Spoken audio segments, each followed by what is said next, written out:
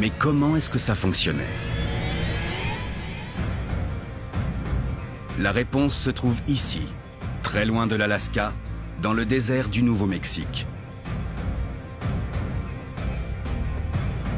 C'est ici que l'éminente médium Laurie Williams pratique ce qui s'appelle la visualisation à distance. La visualisation à distance est une technique pour obtenir des informations n'importe où dans le temps et l'espace. En gros, il s'agit de se connecter à la grande base de données cosmique dans le ciel. Alors on peut techniquement se rendre n'importe où dans le temps et l'espace, ce qui en fait une machine à voyager dans le temps très efficace. La visualisation à distance contrôlée nécessite une très bonne maîtrise des capacités des hémisphères droit et gauche du cerveau. Il faut bien maîtriser l'hémisphère droit pour obtenir les informations intuitives et l'hémisphère gauche pour analyser ces données, les organiser et les rapporter. C'est une méthodologie d'interrogation et de rapport. L'un des visualisateurs à distance les plus doués était sûrement Pat Price, un policier de Burbank en Californie.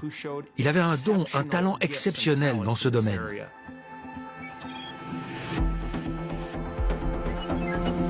Pat Price a été recruté pour le projet Stargate où il espionnait pour le compte de la CIA.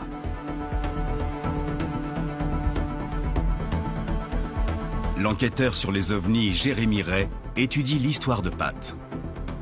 Les prédictions de Pat Price étaient on ne peut plus exactes. On lui faisait visualiser des cibles soviétiques et il arrivait à décrire et à dessiner précisément ce qu'il avait vu. Lors de l'une de ses premières missions, on a donné à Price les coordonnées d'un site secret en plein cœur de l'URSS. Pat Price a réussi à se projeter astralement sur le site et à noter les données sur une feuille de papier. Il a dessiné un pont portique. Son dessin correspondait à une photo secrète de la CIA du même site. Mais lors d'une mission, Price a été psychiquement détourné de sa cible parce que les visualisateurs à distance appellent un attracteur.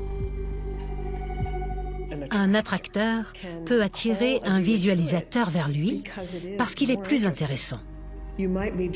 On peut être attiré par le bruit, le feu, les émotions sur le site et se faire détourner vers lui. L'attracteur de Price était le mont Hayes. Il se passait quelque chose là-bas qu'il se sentait contraint d'aller explorer. Ce qu'il a trouvé était complètement inattendu. Une base extraterrestre.